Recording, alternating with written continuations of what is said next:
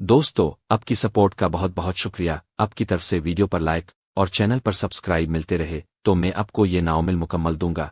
चलते हैं आज की मज़ेदार एपिसोड की तरफ, जो बहुत ही मज़े होने वाली है। बरामदे में खड़े होकर सामने वाली पहाड़ियों का नज़ारा भी किया जा सकता था।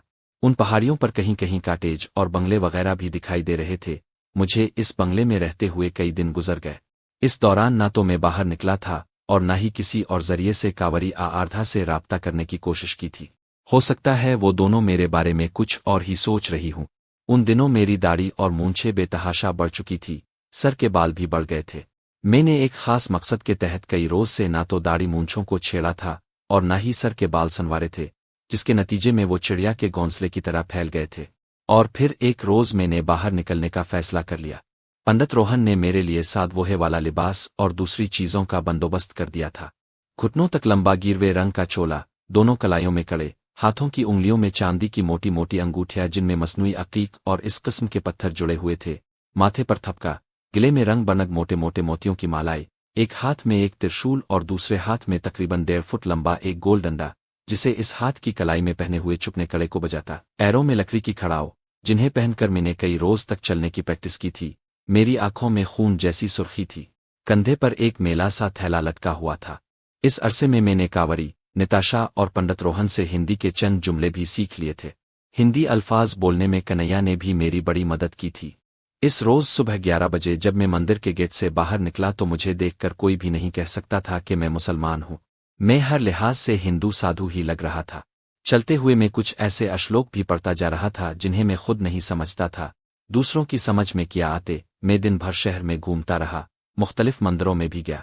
खड़ाओं की वजह से मुझे चलने में खासी तकलीफ हो रही थी, इसलिए मैंने खड़ाओं थैले में डाल दे और ज्यादातर नंगे पैर ही फिरता रहा। शाम से जरा पहले मैं आदिनाथ मंदिर के सामने पहुंच गया। 5 बजे से रात 9 बजे तक यहाँ बड़ी चहल पहल हुआ करती थी। मंदिर की सीढ़ियों के सामने वाली सड़क पर और भी बहुत से साधु अपने अपने अड्डे जमाए बैठे थे। मैं भी फूलों वाली एक दुकान के सामने खड़ा हो गया। ये वही दुकान थी जिसकी बगल में वो तंग सा रास्ता था जहां से मैं इस रात फरार हुआ था। इस जगह का इंतखाब मैंने इसलिए किया था कि किसी हंगामी सूरत-ए-हाल में इसी रास्ते से भागने का मौका मिल सके। दूसरे साधुओं की तरह मैंने भी एक कपड़ा जमीन पर बिछा दिया, इसके करीब ही त्रिशूल जमीन पर गाड़ दिया और एक पीर पर खड़ा हो गया।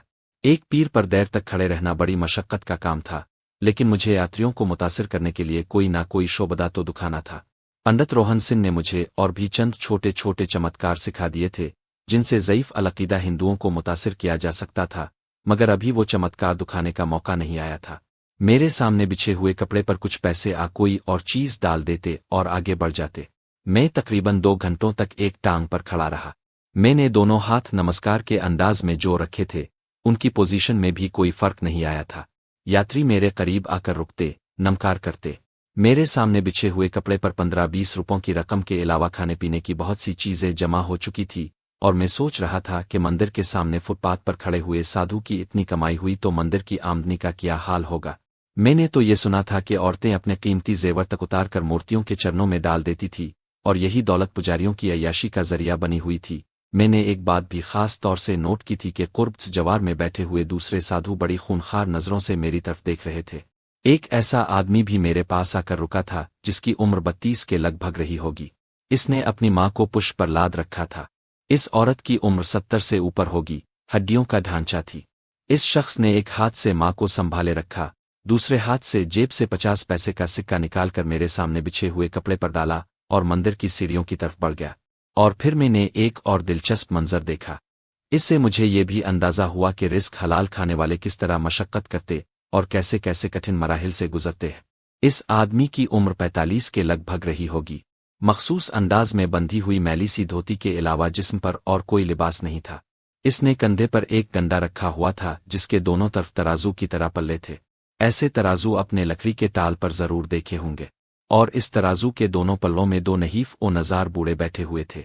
उनका सारा बोझ इस मजदूर की गर्दन पर था जिसने एक हाथ से गर्दन पर टके हुए डंडे को संभाल रखा था और दूसरे हाथ में सहारे के लिए एक लकड़ी थी।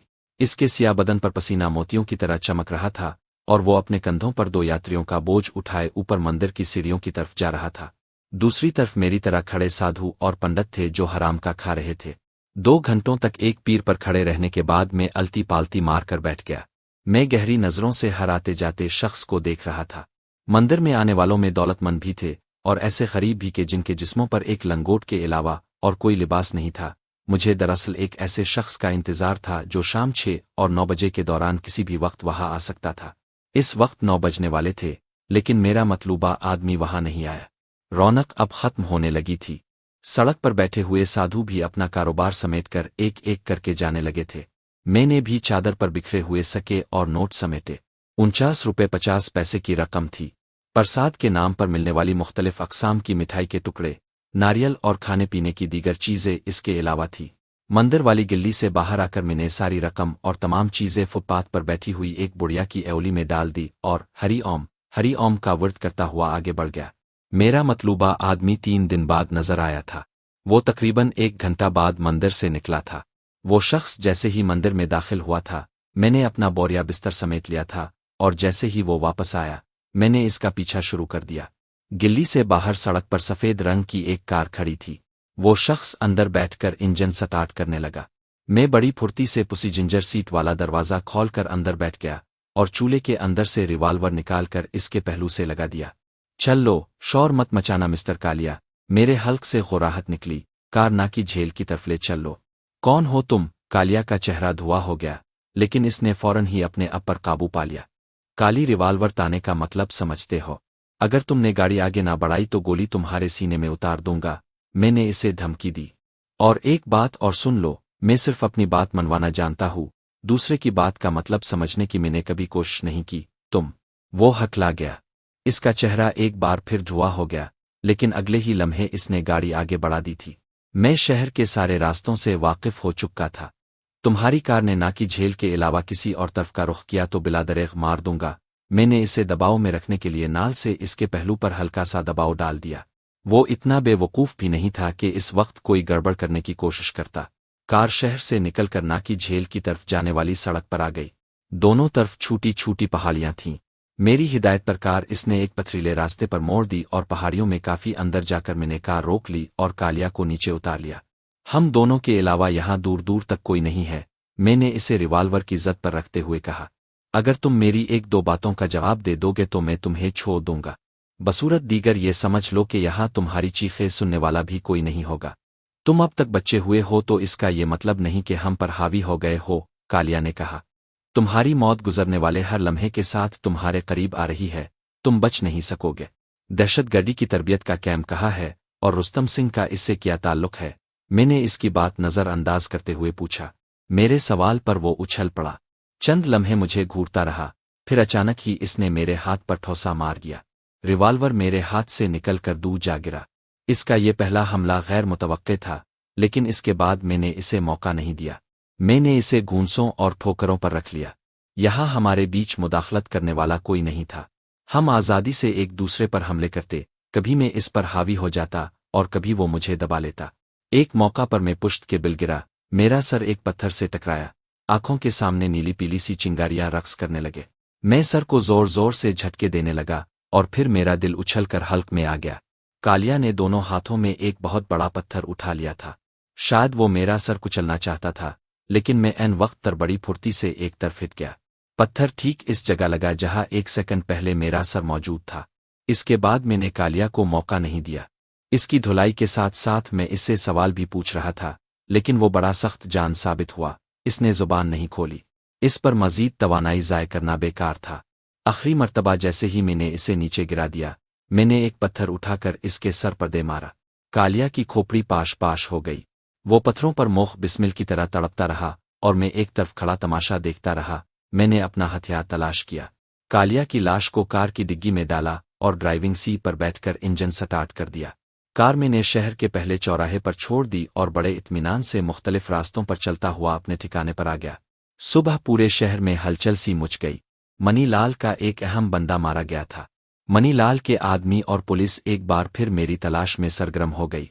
1 हफ्ता गुजर गया और इस 1 हफ्ते के दौरान मनीलाल के 3 और अहम आदमी मेरे हाथों मारे गए थे।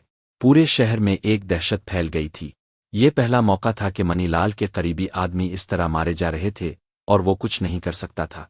आखिरी आदमी को मैंने आदिनाथ मंदिर के अंदर ही गला घूंट कर हलाक किया था। اس کی لاش बरामदे سے बरामद हुई तो मंदिर के पुजारियों में भी एक सनसनी फैल गई। इस रोज मैंने पहली मर्तबा मनीलाल को देखा। वो गुस्से में पागल हो रहा था। इसके सर पर बाल होते तो वो यकीनन उन्हें नोच डालता। वैसे इसका गैज़ और गज़ब काबिले दीद था। और फिर इस रोज मनीलाल मंदिर से गायब हो गया। ये मेरी बहुत बड़ी कामयाबी थी। मैंने मनीलाल जैसे शख्स को रुपोश होने पर मजबूर कर दिया था।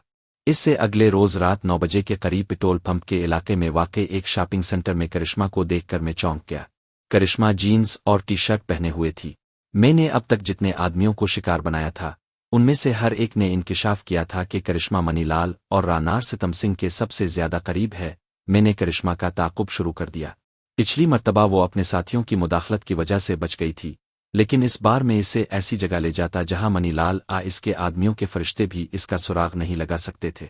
करिश्मा शॉपिंग करती फिर रही थी। वो कई दुकानों में गई थी। मैं साए की तरह इसके पीछे था। जब वो किसी दुकान में जाती तो मैं बाहर खड़ा रहता। इस निगरानी के दौरान करिश्मा ने एक मर्तबा भी मेरी तरफ नहीं देखा था। आखिरकार वो कुछ आगे जाकर सुर्ख रंग की एक कार के करीब रुक गई। इसके एक हाथ में 4 शॉपिंग बैग थे। दूसरे हाथ से इसने ड्राइविंग साइड का दरवाज़ा खोला। पहले झुककर शॉपिंग बैग पिछली सीट पर डाले और फिर ड्राइविंग सीट पर बैठ गई। इसने जैसे ही चाबी इग्निशन में लगाई, मैं इसके करीब पहुंच गया। सुंदरी, मैंने झुकते हुए कहा, यह साधु बहुत थक गया है। अगर तुम इसे अपनी कार पर दूर तक छोड़ दो तो बड़ी कृपा होगी। भगवान तुमसे खुश हो जाएंगे। ये लोग आपके लिए दूसरी कार ले आए हैं साधु महाराज, आप इसमें बैठ जाइए। करिश्मा ने मुस्कुराते हुए मेरे पीछे इशारा किया। मैंने मुड़कर देखा और मेरा दिल उछलकर हल्क में आ गया। सीने में सांस रुकता हुआ महसूस होने लगा। वो 2 आदमी थे जो मुझसे सिर्फ 2 कदम के फासले पर खड़े थे। दोनों के हाथों में हथियार थे जिनका रुख मेरी तरफ था। मैंने जैसे ही अपनी जगह से हरकत की, उनमें से एक ने बड़ी फुर्ती से दस्ता मेरे सर पर रसीद कर दिया। फिर मेरा ज़हन तारीकी में डूबता चला गया। ज़र्ब खासी ज़ोरदार थी। मेरी आंखों के सामने नीली पीली चिंगारियां सी रक्स करने लगे। आँख खिलने पर मैंने अपने आप को फर्श पर पड़े हुए पाया। मेरे सर में धमाके से ख्यालात आ रहे थे। आंखों के सामने इस वक्त भी धुंध फैली हुई थी। कुछ वाज़े तौर पर दिखाई नहीं दे रहा था। मैंने उठने की कोशिश की तो बे-इख्तियार करा उठा। सर में उठने वाली टीस शदीद थी। मेरा हाथ सर पर पहुंचा। तकरीबन 2 इंच का गोमगा उभरा हुआ था। अब तक मेरा ज़हन उलझा हुआ था, लेकिन सर में उठने वाली टीसों से हर बात वाज़े होती चली गई और याद आने लगा कि मेरे साथ क्या हुआ था। मैंने करिश्मा से इसकी कार में लिफ्ट मांगी थी। मेरा इरादा था कि कार में बैठने के बाद करिश्मा को गिन पॉइंट पर मंदिर वाले बंगले में ले जाऊंगा, लेकिन मैं ही इसके जाल में फंस गया था। वो वाकई ज़हीन औरत थी। जहानत और चालाकी में मैं इस मर्तबा बाजी ले गया था। शॉपिंग सेंटर में अपना ताक़ुब पाकर इसे मुझ पर शुबा हो गया होगा और इसने किसी दुकान ही से अपने आदमियों को फ़ोन कर दिया होगा और मैं बड़ी आसानी से इसके जाल में फंस गया था। वो कमरा खासा बड़ा था, मगर फर्नीचर नाम की कोई चीज़ नहीं थी। फर्श बिल्कुल नंगा और साफ सुथरा था। छत 12 फुट ऊंची थी। बहुत पुराने मॉडल का पंखा बहुत हल्की रफ्तार से चल रहा था, अलबत्ता इसकी आवाज़ ही खासी बुलंद थी। पंखे की रफ्तार और छत की बुलंदी को देखकर अंदाज़ा लगाया जा सकता था कि मैं हाथ उठाकर बड़ी आसानी से इस पंखे को रोक सकता था। मैं कुछ देर तक फर्श पर पड़ा ट्यूब लाइट की मध्यम रोशनी में कमरे की सफ़ेद दीवारों को घूरता रहा, फिर उठकर बैठ गया। सर में टीसें अब भी उठ रही थीं, मगर तकलीफ काबिले बर्दाश्त थी। उधर उधर देखते हुए मेरे ज़हन में एक अजीब सी उलझन सर उठा रही थी। इस कमरे में खिड़कियां रोशनदान वगैरह नजर नहीं आ रहा था, जिसका मतलब था कि ये कोई तहखाना था। लेकिन उलझन ये नहीं थी कि यहाँ कोई खिड़कियां रोशनदान को नहीं था। कुछ अजीब सा एहसास हो रहा था, लेकिन कोई बात समझ में नहीं आ रही थी। मैंने कब करिश्मा का ताक़ुब शुरू किया था? इस वक्त रात के 9 बजे थे। ताक़ुब का ये सिलसिला तकरीबन 5 घंटे तक जारी रहा था और फिर मैं उनके हत्थे चढ़ गया था। इसलिए ये अंदाज़ा लगाना मुश्किल था कि इस वक्त क्या वजह था। आया ये रात ही का हिस्सा था दूसरा दिन शुरू हो चुका था। मेरे जिस्म पर वही लिबास था, यानी गिरवे रंग का चोगा जिसके नीचे मैंने चप पहन रखी थी और बेल्ट में हथियार ओढ़ा हुआ था। मैंने टटोल कर देखा, बेल्ट तो कमर पर बंधी हुई थी, मगर रिवाल्वर गायब था। इतने बेवकूफ़ तो हरगिज़ नहीं थे कि मेरी तलाशी ना लेते। मैं उठकर दरवाजे के करीब चला गया।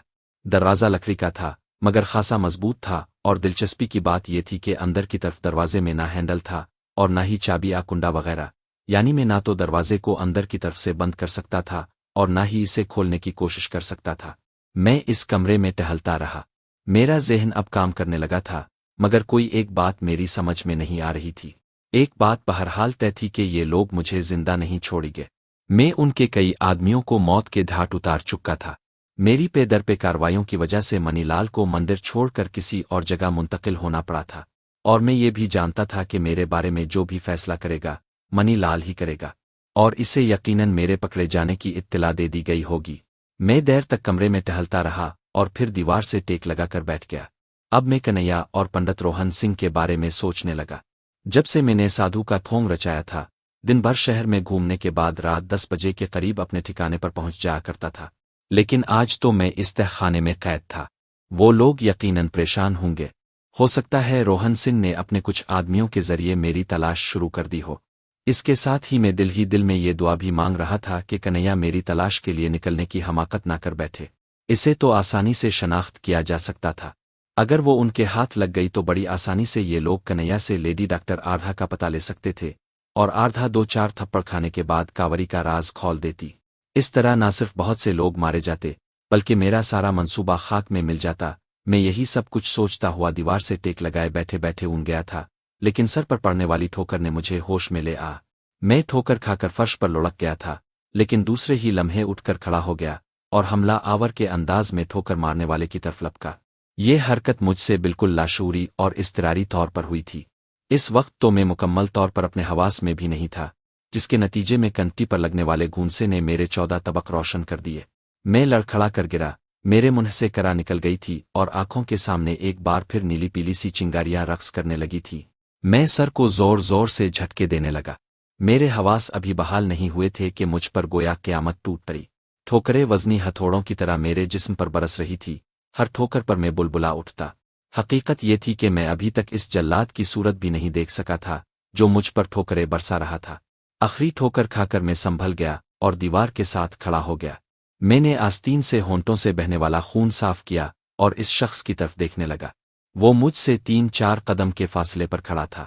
6 फुट से निकलता हुआ कद, बॉडी बिल्डरों जैसा मजबूत जिस्म, दोनों कानों में बालियां थी, आंखों में खून जैसी सुर्खी और सर के बाल बर्गर टाइप के थे। दाएं, बाईं और पीछे से खोपड़ी साफ थी। दरमियान में तकरीबन 1 इंच ऊंचे बाल इस तरह थे जैसे खोपड़ी पर जला हुआ सिया बर्गर रखा हुआ हो।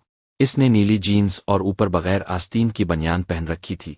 कमर पर चमड़े का चौड़ा बेल्ट था और दोनों कलाइयों पर भी बॉडी बिल्डरों ही की तरह सिया चमड़े के स्ट्रैप लिपटे हुए थे। दूसरा आदमी दरवाजे के करीब खड़ा था। इसका हुलिया अगरचे कुछ मुख्तलिफ था, मगर शक्ल और सूरत से वो भी छटा हुआ ही लगता था। वो दरवाज़ा आम दरवाज़ों की तरह अंदर आ बाहर की तरफ नहीं खिलता था, बल्कि स्लाइडिंग डोर था जो इस वक्त आधे के करीब खुला हुआ था और बाकी आधा हिस्सा दीवार में गायब था। मुझे समझने में देर नहीं लगी कि ये दरवाज़ा बाहर से ही किसी मैकेनिज्म के तहत खिलता और बंद होता होगा। वो देवजाद एक बार फिर मेरी तरफ पा। मैं दीवार के साथ सरकता हुआ एक तरफ हत्ता चला गया और फिर जैसे ही वो मेरी तरफ लपका, मैं झुकाई देकर अपनी जगह से हिट गया और दौड़ता हुआ सामने वाली दीवार से जा लगा। भाग कर कहाँ जाओगे? इसके हल्क से खुराहट सी निकली। इसने दोनों बाजू उठाकर बॉडी बिल्डरों की तरह मसल्स दिखाए और फिर मेरी तरफ बढ़ने लगा। मुझे अपने बारे में कोई खुश फहमी नहीं थी। मैं अपने जैसे 2-4 आदमियों का तो बैक वक्त मुकाबला कर सकता था, मगर ये मेरे सामने एक अनोखी चीज थी। अब तक तो वो मुझ पर ठोकरें ही बरसाता रहा था, लेकिन अगर मैं इसके हाथ लग गया तो वो मेरी गर्दन मरोड़ने में ज्यादा देर नहीं लगाएगा। वो आहिस्ता आहिस्ता मेरी तरफ बढ़ रहा था। इसके चेहरे पर बेपनाह दरिंदगी थी। मैंने खौफजदा सी नजरों से उधर उधर देखा। बचाव का कोई रास्ता नहीं था, मगर पंखे पर नजर पड़ते ही मेरे दिमाग में एक झमिक्का सा हुआ। मैंने खौफ को ज़हन से झटक कर अपनी जगह से हरकत की, उछलकर निहायत सुस्त रफ्तारी से चलते हुए पंखे पर हाथ जमाए और झूलते हुए दोनों पाँव पूरी कुव्वत से इसके सीने पर मार दिए। इत्तेफाक से एक पाँव इसके मुंह पर लगा था। वो बिलबुलाता हुआ उलट गया। इसके मुंह से खून बह निकला था। अगर इसका कोई दांत टूटा नहीं था तो अपनी जगह से हल जरूर गया था। मैं पंखा छोड़कर दोबारा इस दीवार से जा लगा और दूसरे आदमी की तरफ देखने लगा, जिसने बड़ी फुर्ती से हथियार निकाल लिया था, लेकिन इसने अपनी जगह से हरकत नहीं की थी। मैं फिर इस देवजात की तरफ देखने लगा। वो हाथ की पुश्त से मुंह से बहने वाला खून पोंछता हुआ उठ गया। इसका चेहरा पहले से ज्यादा खौफनाक हो गया था। मैंने बड़ी फुर्ती से अपने चूल्हे के नीचे कमर पर बंधा हुआ बेल्ट खोल लिया।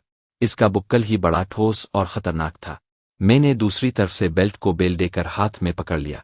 आगे आ, मैंने इश्तियाल दिलाने वाले लहजे में कहा। मेरी जिंदगी भी लड़ाई भिड़ाई में गुजर गई थी और मैं इस हकीकत से अच्छी तरह वाकिफ था कि जो लोग अपने आप को बहुत ताकतवर और नाकाबिले शिकस्त समझते हैं, अगर लड़ाई के दौरान उन्हें इश्तियाल दिला दिया जाए तो वो हवास खो बैठते हैं और हरीफ पर और पिटंग अंदाज में हमले करके अपनी तानाई ज़ाय करते हैं और हरीफ इस सूरत हाल से फ़ायदा उठाता है। मेरी ये तरकीब कारगर साबित हुई। वो भरे हुए सांड की तरह मेरी तरफ लपका। इसके साथ ही मेरा हाथ भी हरकत में आ गया। बेल्ट का स्टील का बुक्कल इसके कंधे पर लगा। कितना ही ताकतवर सही, वो था तो गोश्त पोस्त का इंसान। कंधे पर लगने वाली चोट ने इसे एक बार फिर बिलबिलाने पर मजबूर कर दिया। मेरे इस वार से इसकी अना बुरी तरह मजरूह हुई थी। इसका धमन टूट गया था। वो वाकई अपने होश और हवास खो बैठा। मैं इससे पूरा फ़ायदा उठा रहा था। मेरे बेल्ट की हर जर पर वो पहले से ज्यादा जोर से चीखता हुआ मेरी तरफ लपकता। ज्यादा देर मैंने मौका पाकर दूसरे आदमी की तरफ देखा। वो पिस्तौल पकड़े इत्मीनान से दरवाजे के सामने खड़ा था। मुझे सजा देने के लिए शायद इस देवजात को खास तौर पर यहां लाया गया था और दरवाजे के करीब खड़े हुए शख्स को इत्मीनान था कि वो मुझ पर काबू पा लेगा। मामला हाथ से निकलते देखकर वो मुदाखलत जरूर करता, लेकिन इसके ख्याल में शायद अभी ऐसा मरहला नहीं आया था। वो देवजात गुस्से में पागल हुआ जा रहा था। इसका जुनून बढ़ता जा रहा था और आखिरकार इसका एक दाव चल गया। और यही लम्हा मेरे लिए क़यामत खेज साबित हुआ था। मैंने हमला किया तो इस मर्तबा बेल्ट इसके हाथ में आ गया। इसने जोरदार झटका दिया। बेल्ट मेरे हाथ से छूट गया और मैं लड़खड़ाता हुआ सामने वाली दीवार से जाकर टकराया। सर पर शदीद चोट लगी थी। मेरा दिमाग घूम गया, लेकिन मैं जल्द ही संभल गया। मेरा ख्याल था कि वो देवज़ा बेल्ट से मेरी खाल उधेड़ देगा, मगर इसने बेल्ट एक तरफ फेंक दी और दोनों हाथ फैलाकर मेरी तरफ बढ़ा। मैंने एक दो मर्तबा इससे बचने की कोशिश की, मगर आखिरकार इसकी गिरफ्त में आ ही गया। इसने मुझे उठाकर दीवार के साथ दे मारा। मैं दीवार से टकरा कर नीचे गिरा।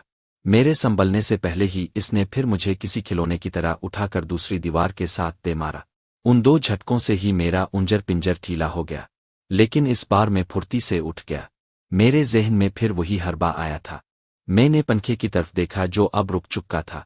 मैंने पहले की तरह उछलकर पंखे को पकड़ा और इसके सीने में लात मारने की कोशिश की, मगर वो देवजाद इस मर्तबा मोहतात हो चुका था। इसने बहुत होशियारी से टखनों के करीब से मेरी दोनों टांगें पकड़कर जोरदार झटका दिया। पंखा मेरे हाथ से छूट गया और मैं इसके हाथों में उल्टा लटक गया। वो मुझे इस तरह उल्टा लटकाए हुए था जैसे मुर्दा मछली को दम की तरफ से पकड़कर लटकाया जाता है। पहले मैंने दोनों हाथ चलाने शुरू कर दिए। मेरा एक पाँव इसके मुंह पर लगा। वो करा उठा और मेरे पाँव इसकी गिरफ्त से आज़ाद हो गए। मैं एक झटके से उठकर खड़ा हो गया। जिस्म का सारा खून मेरे दिमाग में उतर आया था और दिमाग में धमाके से ख्यालात आ रहे थे। आंखों के सामने एक बार फिर धुंध छाने लगी। मैं दीवार से टेक लगाकर सर को जोर जोर से झटकने लगा और इससे पहले कि मैं वहां से हटता, इस देवजाद ने उठकर एक बार फिर मुझे गिरफ्त में ले लिया। इस मर्तबा मेरी गर्दन इसके काबू में आ गई थी। इसका अंगूठा मेरे नरखरे पर था और वो दबाव बढ़ाता जा रहा था। मुझे सीने में सांस रुकता हुआ महसूस होने लगा। मैं अपने आप को छुड़ाने के लिए हाथ पाँव मारने लगा, मगर कामयाबी का 1% इम्कान भी दिखाई नहीं दे रहा था। मेरी गर्दन को जोर जोर से झटके देने लगा। मेरे हल्क से फंसी फंसी सी खरखराहट की आवाज़ें निकलने लगे। भीम, करिश्मा चीखी। मैं कहती हूँ छोड़ दो इसे, अगर ये मर गया तो मनीलाल हम में से किसी को भी जिंदा नहीं छोड़ेगा। मैं इसे जिंदा नहीं छोड़ूंगा। भीम घरा। इसने मेरी इंसल्ट की है। अजीब मंतिक थी। वो दूसरों की जान से खेलता रहे तो कोई बात नहीं, कोई अपने आप को बचाने के लिए मुजाहमत करे तो इसकी इंसल्ट थी। गोया वो चाहता था कि इसके हाथ में आने वाला खामोशी के साथ मर जाए। मैं कहती हूँ छोड़ दे, वरना गोली चला दूंगी। करिश्मा चीखी। मैंने एक बार फिर आंखें खोल कर देखा। करिश्मा ने इस आदमी से हथियार ले लिया था जो पहले से वहां मौजूद था। इसके पीछे दरवाजे के करीब 2 और आदमी खड़े थे। करिश्मा की इस वार्निंग के बावजूद भीम मुझे छोड़ने को तैयार नहीं था। करिश्मा आगे आ गई। इसने एक बार फिर भीम को वार्निंग दी और फिर दूसरे ही लम्हे कमरे की फिजा फायर की आवाज से गूंज उठी। गोली भीम की पिंडली में लगी। वो चीख उठा। मेरी गर्दन इसके हाथ से छूट गई। मैं पिच से जमीन पर गिरा और दोनों हाथों से गर्दन सहलाने लगा। गोली लगने के बाद भीम एक टांग पर नाच कर रह गया। फिर वो गुर्राता हुआ करिश्मा की तरफ बढ़ा। मार डालूंगा तुम्हें, जिंदा नहीं छोड़ूंगा। करिश्मा ने पीछे हटते हुए इसके पाँव में एक और चला दी और दरवाजे में खड़े आदमियों की तरफ देखते हुए चीखी, ओए, इसे ले जाओ यहां से, वरना मर जाएगा मेरे हाथों। करिश्मा मेरे लिए नफरत भी थी और सफ़ा की भी। वो दोनों आदमी भी खासे लहीम शहीम थे। उन्होंने बड़ी मुश्किल से भीम को काबू में किया और इसे खींचते हुए बाहर ले गए। तीसरा आदमी वहीं खड़ा रहा था। करिश्मा मेरे करीब आकर घुटनों पर झुक गई। मुझे अफसोस है माने, वो मेरी तरफ देखते हुए बोली। तुम्हें थोड़ी सी सजा देने के लिए भीम को यहाँ बुलाया गया था, लेकिन मैं अगर वक्त पर ना पहुंचती तो वो हरामी तुम्हें खत्म ही कर देता। लगता है तुमने इसकी अच्छी खासी मुरम्मत कर डाली थी और इसीलिए इस पर जुनून तारी हो गया था। आज तक कोई इस पर हाथ नहीं उठा सका और तुमने मुझे बचाने के लिए इसकी टांग पर गोली मार दी। मैं कहते हुए उठकर बैठ गया। मैं एक हाथ से अब भी गर्दन सहला रहा था। करिश्मा 2 कदम पीछे हट गई। इसे डर था कि मैं इस पर हमला ना कर दूं। अगर वो तुम्हें ना छोड़ता तो मैं इसकी खोपड़ी में भी गोली मार सकती थी, करिश्मा ने कहा। इसलिए नहीं कि मुझे तुमसे किसी किस्म की हमदर्दी है, बल्कि तुम्हारी जान इस वक्त हमारे लिए ज्यादा कीमती है। तुम्हारी ये बेखूफी और मार धाड़ की सलाहियत तुम्हारी अहमियत को बा रही है। वो उठकर मजीद पीछे हो गई और दरवाजे के करीब खड़े हुए आदमी की तरफ देखते हुए बोली, मुझे तो तुम पर भी गुस्सा आ रहा है लक्ष्मण। तुम खामोशी से तमाशा देखते रहे और इसे रोकने की कोशिश नहीं की। बहरहाल इसे ऊपर ले चल लो। मैं इस राकेशस को रोकने की कोशिश करता तो वो मुझे मार डालता, लक्ष्मण कहते हुए आगे बढ़ा और मुझे बालों से पकड़कर खींचने लगा। मैं उठकर खड़ा हो गया। भीम से झींगा मश्ती में मेरा चोला फट गया था जो नीचे लटक कर पाँव में उलझ रहा था। भीम के हाथों गधों की तरह पीटने के बावजूद मेरा हौसला पस्त नहीं हुआ था और मैं इस वक्त भी इस पोजीशन में था कि लक्ष्मण को अपनी गिरफ्त में लेकर इसे ढाल बना लेता और यहाँ से निकलने की कोशिश करता। लेकिन भीम का हश्र में देख चुका था। मुझे अपनी हिरासत में रखने के लिए करिश्मा लक्ष्मण को भी गोली मार सकती थी। हम तहखाने से निकलकर ऊपर आ गए। मुझे एक कमरे में ले जाकर कुर्सी पर बिठा दिया गया। यहाँ पहले से एक आदमी मौजूद था। इसके हाथ में ऑटोमेटिक राइफल थी और वो बड़ी गहरी नज़रों से मेरी तरफ देख रहा था। बाहर किसी गाड़ी का इंजन स्टार्ट होने और फिर गाड़ी के रवाना होने की आवाज़ सुनाई दी।